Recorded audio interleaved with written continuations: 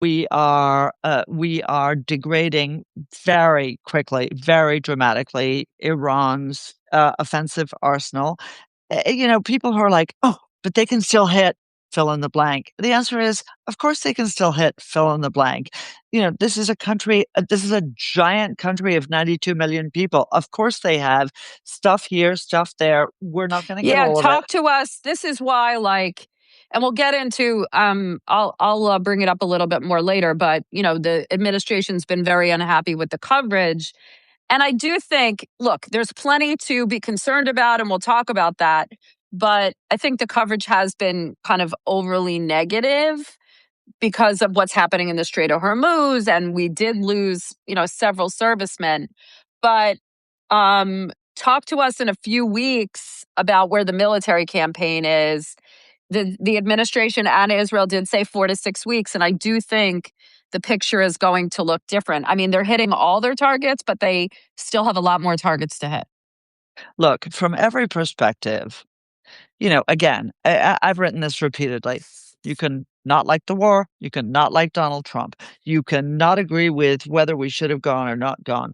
But from every perspective, in terms of our degradation of Of the Iran's Iranian offense, arsenal, yeah. in And terms of defensive, and defensive. Our ability with our Israeli friends to take out the leadership.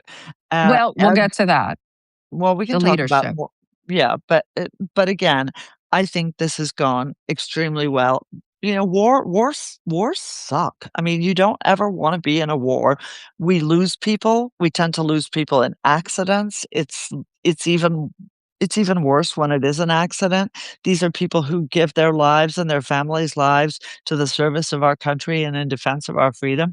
And I absolutely honor their commitment and hate to see them And lost. yeah, I mean, even as lots of people disagree with the war, and my personal feeling is this was a war of. Do we call it a war of Don't. choice? I don't know if No, it's a we don't. okay, but it started as I think not. I don't really want to even get into the imminence of the threat because I feel like that doesn't matter right now. I feel like that's the job of a commission when the war is over. I feel like we should be talking about the end game and the objectives and whether we meet them. But I will say, even if it did start as a war of choice, it is definitely a war of necessity now. And there's a certain amount of the job that needs to be finished. And I will say, one of the things I was watching the Tulsi Gabbard and Radcliffe hearing. I think Radcliffe I don't know came how off you do it. Smayab. Well, Came out much. Radcliffe, I think, came out much. I he's mean, they good. were both. He's good. They were both trying to. It's pretty clear that the advice they gave the president might have not necessarily. It was pretty clear that they were not trying to say something about the imminence of the threat. And So let me yeah, I finish. get. Yeah, go ahead. And she was bobbing and weaving and trying not to say it, and took parts of her opening statement that kind of contradicted what he was saying in terms of they were going to hit us. They were going to have a nuclear weapon. She cut that out of her opening remarks because she knew Trump was watching. But what was very striking, I think, out of the both of the two hearings was that two things. One, she said only the president can determine whether it's an imminent threat, which is bullshit. And number two, she said that the U.S. and Israel have different objectives in the military campaign. And she did, I think, did put quite a bit of daylight. And we saw what happened today with the oil field. That was like the big line today. And I was wondering what you think of that. So I think you and I have made clear what we think of Tulsi Gabbard. She shouldn't be in the job. Donald Trump never should have picked her. Radcliffe is a serious guy. Tulsi Gabbard is a loon. He was the same, like basically said that the US and Israel are not necessarily like, look, they both want to eliminate the Iranian threat, but they have different objectives about how they do that. Sure. I mean, again, we are, I would say, in a partnership with the Israelis, but that doesn't mean that the same head is running the war. And we, I think, do have different ideas about it, and those will get worked out. But at the end of the day, look, what you said is important. We need to win. I actually do agree with her statement, weirdly, first time ever. Oh, Um, about the president being the determinant. Yeah, and I'll say that, and I'll say that that's true, I think, for no matter who the president is. At the end of the day, the call on whether to go, no Oh go yeah, is the yeah, president. is the president. But she wouldn't even say the advice. She wasn't even, forget about being in closed session, open session. She didn't want to say about the advice. She wasn't willing to characterize the advice that she gave to the president. Again, we respect or disrespect Tulsi depending on whether she's convenient to the prevailing narrative. And we all know what DNI stands for in the White House, which is What does it stand for? do not invite. Do not Sh or do not involve. Well, she doesn't she's not part of decision making. She's not part of the process. Well, And Radcliffe, I mean, I would assume that Radcliffe is. yeah, I think Ratcliffe is much again, I think Rubio is a much more important player than Ratcliffe, but I think Ratcliffe remains a respected member of the administration. I don't think Tulsi does. Well, two And things that that's they part were, of the issue. yeah, two things they were saying is one, look, the U.S. wants to degrade Iran's weapons capability, defensive capability, eliminate the threat posed by their weapons. And she said, and the Israelis are going after the leadership. She, you know what I mean? And Radcliffe kind of confirmed that. And then you saw today that the president was upset about, that Iran is hitting the that Israel hit Iranian oil fields, then they hit the Qatari oil fields. I think the equities for the president here are not the same as the equities for Israel. This is an existential threat for Israel, and they're dealing with it with a sole unilateral focus. The president has to think of, they don't care about oil markets, they don't care about energy prices, price of gas, whatever. They don't give a damn about that. The president has to care about that. The president has to care about oil prices for Americans. The president has to care about all these Gulf states that are getting hit. They're two different equity. I think they have different equities here, even if they both think Iran is a threat. I think it's fair to say. I think that that question will arise in a couple weeks, a few weeks. Oh, it's arising now. Right. Okay, Elise. Go ahead. No, Keep you talking. don't think it's arising now? I mean, that's all everyone's talking about today. Okay. What do you mean by it's going to arise in a few weeks? Look, at the end of the day, the president has decided that he is in for, I think, what he views as the long haul. So I think he's in for 6 weeks at least. I think that he has decided that the economy and the presidency can withstand the oil price shocks that have been taking place. I think that he feels correctly that our allies are now getting on board with the Thank God. necessity. Yeah, actually, thank God. I don't know whether folks saw the announcement for I don't know why people come on here and make nasty comments about Israel. They don't belong here, and they shouldn't feel comfortable. I Coming don't back see any to comments. yeah, but I do. Um, I'm on my laptop, so I can see everything, although I look fuzzy. Anyway, coming back to this, look, the Allies today, through the British Foreign Office, put out a statement. I sent it to you. We can put it in the show notes. But In I'm not the putting show notes. I'm working on a a jingle. little jingle. But but they put out a statement attacking Iran for attacking the Strait of Hormuz, not making comments about the wisdom or lack thereof of the U.S. military operation or the Israeli military operation, saying that they stood with us and that they needed to do something, the British, the French, and others. It was Mark Rutte, who is the Secretary General of NATO, that put this group together, and it was a great statement. It is exactly what you want, and everybody, you heard Elise say, "Thank goodness they did it," and she and I are 100% on the same page here about that. Why is it that we want our allies to respond to this appropriately? We want them to respond appropriately because there are people who don't believe in these alliances inside the White House, inside this administration, outside, wherever they are, left, right, that do not support these alliances and make the argument that when America is under threat, when our interests are under threat, that the Europeans aren't there. And of course, all the statements that have been made by the Spanish Prime Minister, the Irish Prime Minister, The German. have frankly been very unhelpful. And They look, did. when they need us, their standards are very high. When we need them, their standards are not so high. And so the fact that they've decided that they need to push that away No, and to help us in the you strait. mean the Yes, opposite. you're right.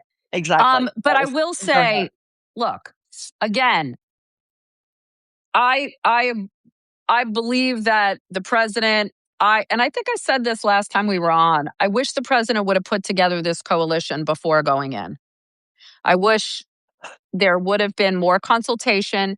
And you know what? I do think this is on Marco Rubio because, having both jobs, my understanding is he just sits in the White House and is doing more of the White House kind of national security advisor type stuff and less of the Secretary of State. When I covered the State Department, I'd be on a plane right now with whatever that Secretary of State was, going to Europe, going to Japan, going to South Korea, going to the Gulf, getting everybody on the same page, putting out statements of all of the, you know what I mean? Yeah, And I'm sure Marco Rubio is working the phones and, he should, but that kind of consultation is usually done before you go to war. I agree. And Yeah, and I and think you're totally right. yeah, but I keep But saying and it's both and but um and but what? but that's fine. You have the moral superiority on this issue. You still need US defenses. You still need that LNG coming from the Strait of Hormuz. The gas, you're taking 30% of your gas from the Strait of Hormuz. Now is not the time to claim the moral high ground and say, you know what? And the president was pretty clear that he saw this as a test. I was actually afraid that he might say he was pulling out of NATO. But I mean, why would they not see this as a massive opening to people who hate I NATO? think they were being petulant. I think they were being petulant. And I mean, I get it. Like he should have had a coalition ready and it would have helped the US, I think, if there was a lot more. Look, this administration is not about patient, unglamorous diplomacy. And I do think that the way the president said it, he didn't consult and then said, "Yeah, give me your ships." And you don't want to give me your ships, but they should have said, "You know what, Mr. President, I really wish you would have consulted us. I'm going to give you these ships, but, you know, let's Right, be on, let's that would consult." That would have been the adult thing to do. that would have been the adult thing to do. Now that they're helping, let's see whether it makes a difference. That'll be fantastic if it does. I think it's important. I also think that we're doing a great deal. I think our competent commander in CENTCOM, Cooper, is fantastic. I think they actually do have a plan. What we're seeing them do at both Harj Island. So for folks who don't pay close attention to the geography, and by the way, all of you know, We'll and put a all of you map who in the show notes. yeah, but all of you who know us know we're not tech queens. We're better tech queens than some, but not as good as others. And I wish I could paint you a picture of what Kharj Island looks like. It's a very strategic choke point for the Iranians, both because it is vital for their own oil exports, but also because it is vital for their projection of power into the Gulf. And we have taken out all of their IRGC emplacements around Kharj. Now, what we're doing is so again, if you think about it like this, and Kharj is here, and here's the land that they're able to shoot at us from. We are now hitting targets all along that coastline, ensuring that they are not going to be able to continue to lob things into the Gulf. So I'm pretty confident that I don't want to say, victory at sea, but I think we are absolutely headed in the right direction on this. And, I think it's a very interesting question as to what is going to happen. Elise, do you have a sense? Do you have a feeling for the tipping point of the leadership? Larijani was a big, big uh, Huge, hit, huge. right? Um, Look, I think that um, the Iranians are not ready to make a deal. I think that Trump would make a deal right now if he could. I do. I think he would make a deal. Um, and Depends on not what it is. depends on what it is, but and Larijani might have been one of the people that he would try to negotiate with. But the Iranians are not ready, and no Iranian would be ready. However, if this continues, I think the Iranians want a deal that puts an end to the fighting. They don't want, They want to um, preserve the regime. they want to preserve the regime. I think that there are a few. No one really knows what's going on with the supreme leader. Is he a former top um first in the first term that you and I both know that you used to work with said he thinks it's a weekend at Bernie's situation. Weekend at Bernie's. Yes, obviously, and he doesn't know what Okay. he's talking about. No, But yeah, but it's fun. It's it could be. It could be. He could be in a coma. He could be dead. Or some people that know him for a long time say he likes to work in the shadows, and maybe he was obviously hurt. But I think that there are a few people now that they're thinking this guy Goldfarb. Do you know who I'm talking about? Kelly Bust. Golubov. He I was said a it wrong. former I mayor, sounded former like he was a mayor. Jew. Yeah, Golubov. Goldfarb, Goldfarb, Goldfarb, Goluboff, whatever. Former mayor of Tehran, former speaker of the Majlis, the Iranian parliament. Pretty weirdly, um, always previously historically referred to as a very hardliner that has somehow been recast for reasons that are totally unclear to me as moderate, which of course is not relevant in this context. I don't know about Kalibov. What the person I wanted to flag for you, who seems really weirdly secure and hasn't been targeted, is the foreign minister, Yes, Arakci. yes, yes, yes, Right, and of yes. course, whose mate is he? Whose buddy is he? Steve Whose Witkoff. whose chat friend is he? Well, there's a discrepancy as to who texted who, slid into whose DMs first. Was it Steve slid into Abbas's Arakci. DMs? Arachi? No, his first name is Abbas, isn't it? Oh, yes. Oh, I'm sorry, yes. Or did he slid into? They're both saying the opposite. So, but they're clearly maybe. But it is true he wasn't, and he hasn't been sanctioned even, has he? That I haven't paid close attention to, honestly. That's hard. That's harder for me to keep up with that. And I don't know the answer to that. But I think that Trump, if this goes on for another couple of weeks, that Trump could probably credibly claim victory um, and make a deal. And the question is, I think the Israelis would have to end it. They're not going to keep them from going into Lebanon and destroying Hezbollah. The question is, if Trump says to Netanyahu, "We're done," I don't you think don't that's think he what's would gonna happen. listen? You No, don't? I don't think that You think they're no, going for what? No. You really I think they're going for a regime toppling? What does that look like, Danny? I mean, you would have to give resources to the opposition. You would have to give arms. You would have to give training. You would have to give money. You would have to do more than just say, gig is into hate, which although essentially means go with God or Allahu Akbar. yeah. I mean, I think what you're saying is very much part of the discussion, but um, I don't think that the president is interested in cutting a bad deal. No. I don't think that the president is interested in stopping the Israelis if they want to continue. And that's one of the reasons why everybody's seen this division of labor.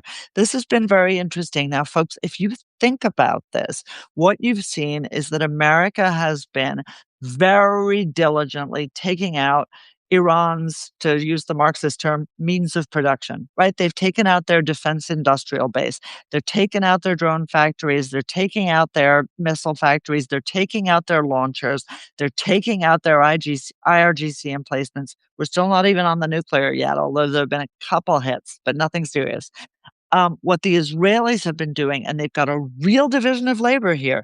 What the Israelis have been doing is very systematically going after critical regime targets. So, senior regime officials, right? Khamenei, Larijani, the head of the IRGC, The head of the others, besiege.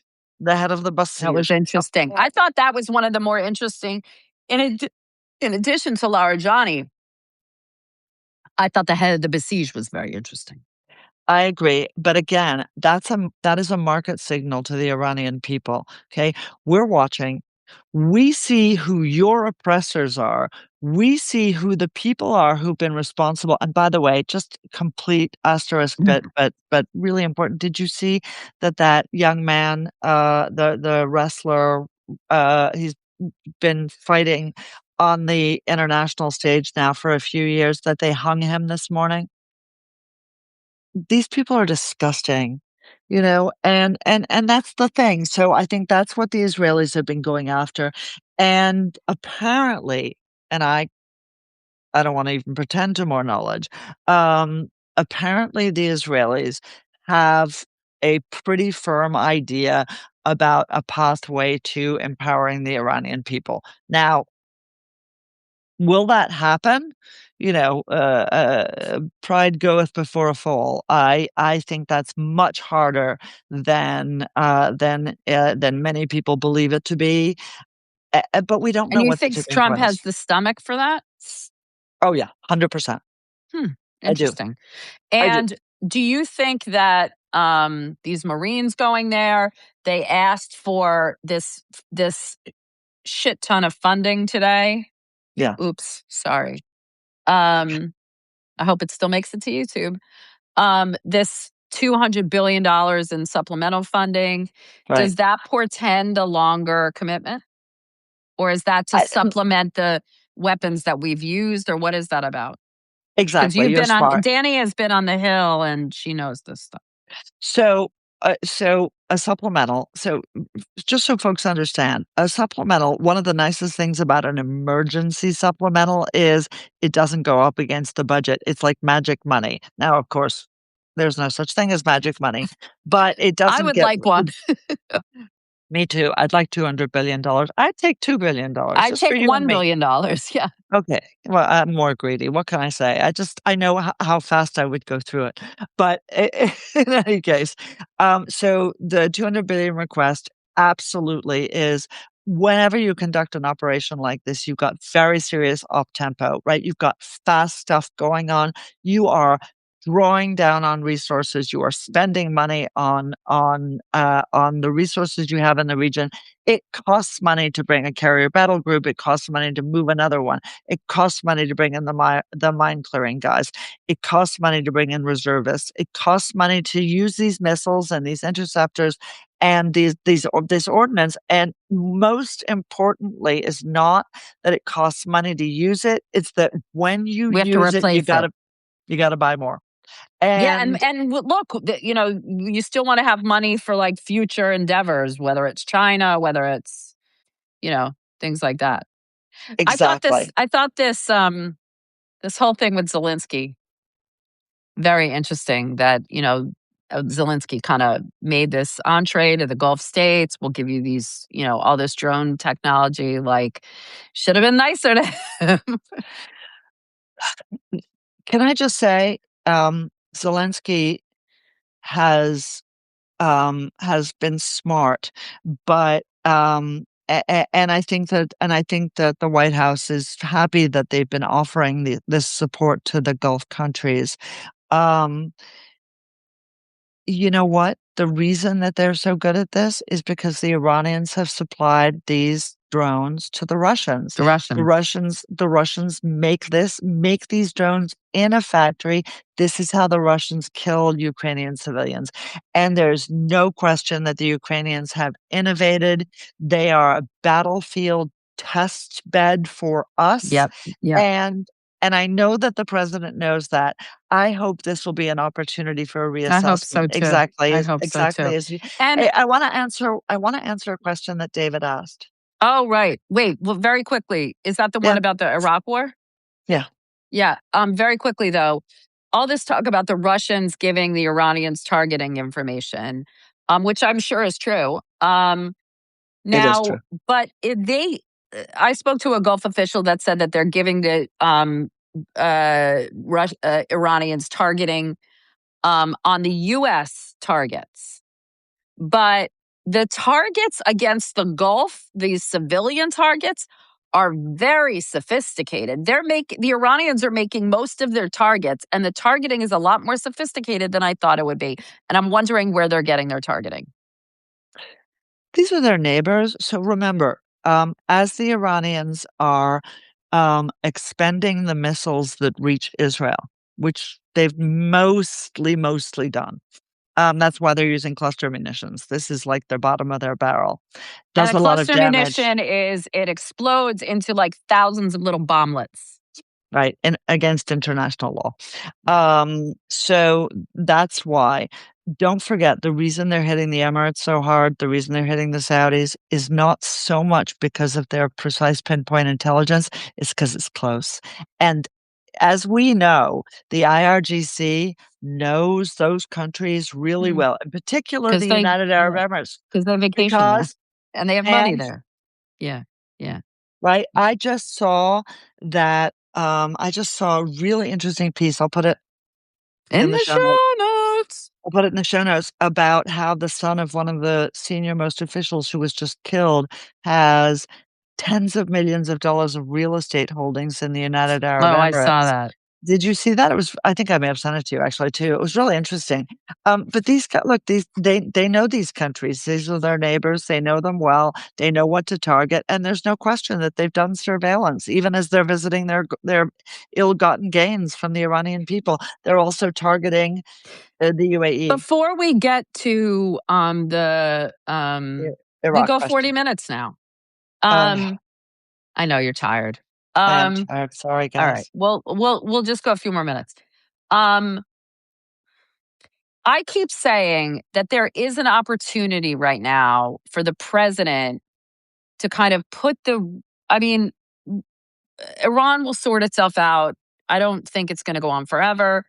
But what does the president have to do, in your opinion, to kind of put the region on like a better footing going forward? Do you see that, like, all these tensions between Qatar and the UAE and Saudi are right now, they're all kind of united.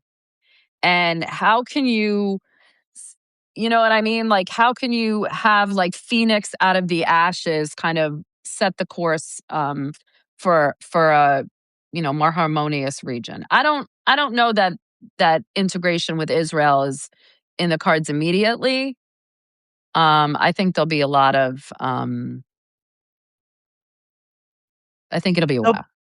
I agree with you. I think it'll be a while, but I also think that if the regime in Tehran is gone, there will be no other game in town. the Qataris, for example, have always arbitraged between America and Iran. They've always been fundamentally loyal to Iran and to Islamists and to the Muslim Brotherhood via Al Jazeera, and yet Right. they've given us our little, Al Whoops, sorry, Udeid. I'm coming back. Sorry. Hi. But if the Iranian regime is gone, Elise, then there's no other game in town. So sure, they're not going to leap into Bibi's arms, but at the same Israel's time, gonna be the hegemon in the region, really. I If don't know it that they're going already to be the is. hegemon. Yes, I don't think it's the hegemon. I think at the end of the day, it's the backbone. It's the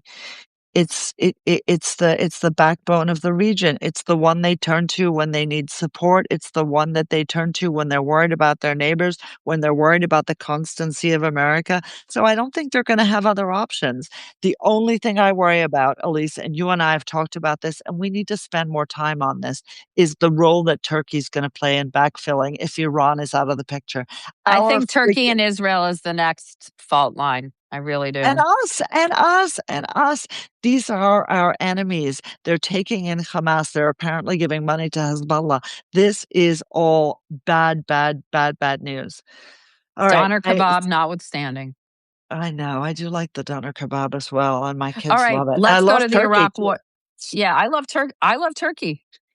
I know. Anyway, this is a good place to kind of close up with the anniversary of the Iraq war and So um David Galinsky said, "Hey, it's the anniversary of the beginning of the Iraq War, and willing to bet that I'm probably not the only, but maybe one of the few who has been in Iraq a lot recently, who I still haven't been there in a says, while since yeah. maybe So I was there. 2016. So I was there last year. I haven't been this year yet, but let me just say." Nobody would recognize it. It's unbelievable. It's unbelievable.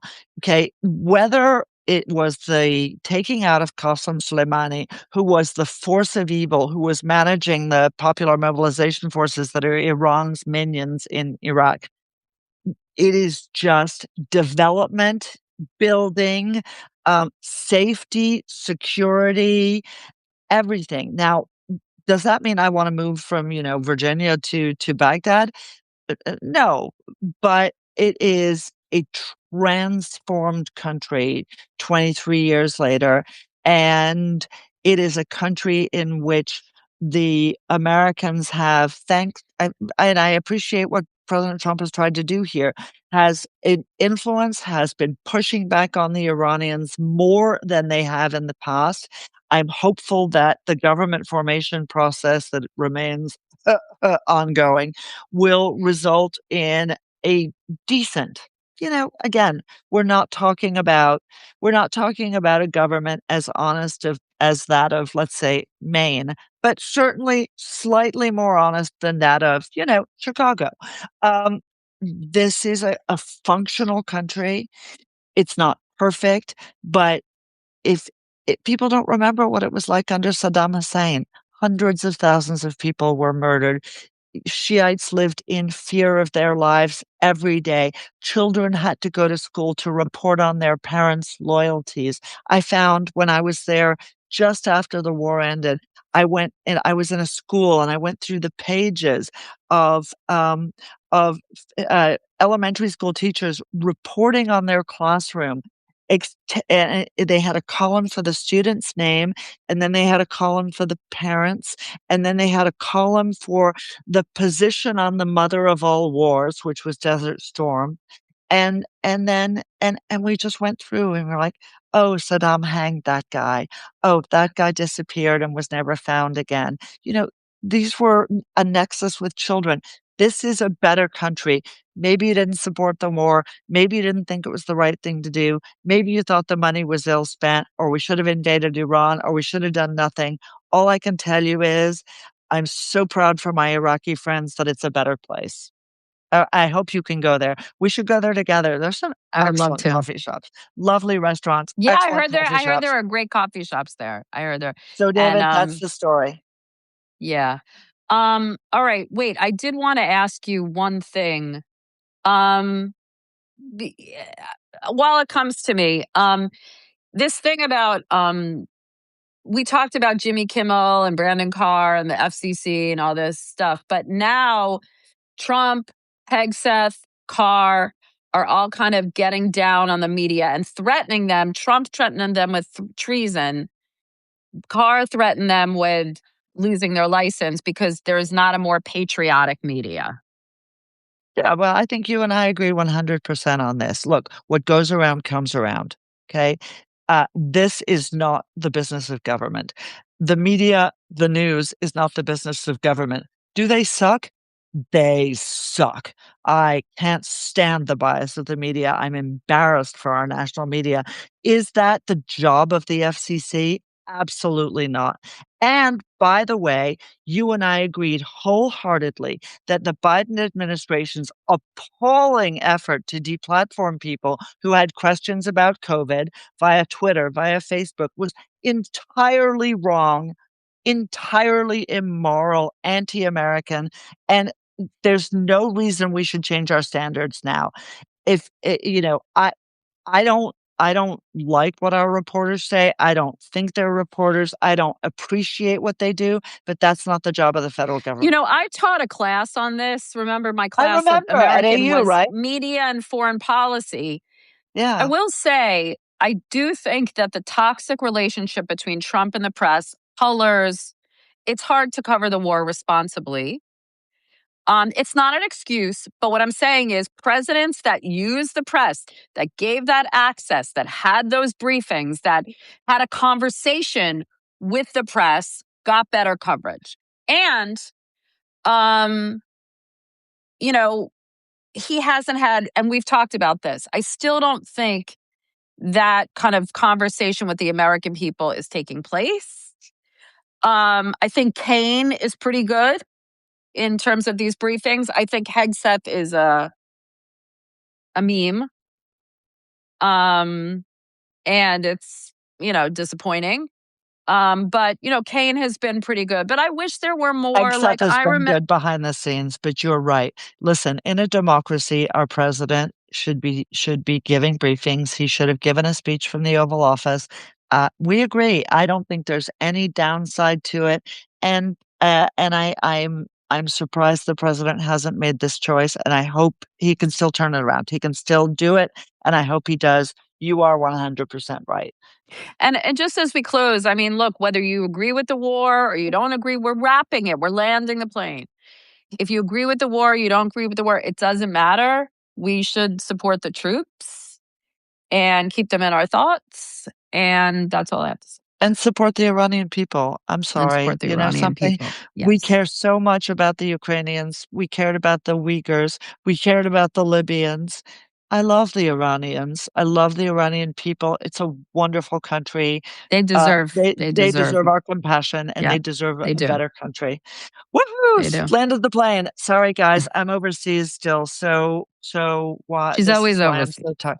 I know. I'm back next week, Okay. woman. Cocktail in hand. I swear it. We will have a good cocktail next week. Take Bye, care, everybody. everybody. Thanks for being with us. Take Okay. care. Bye.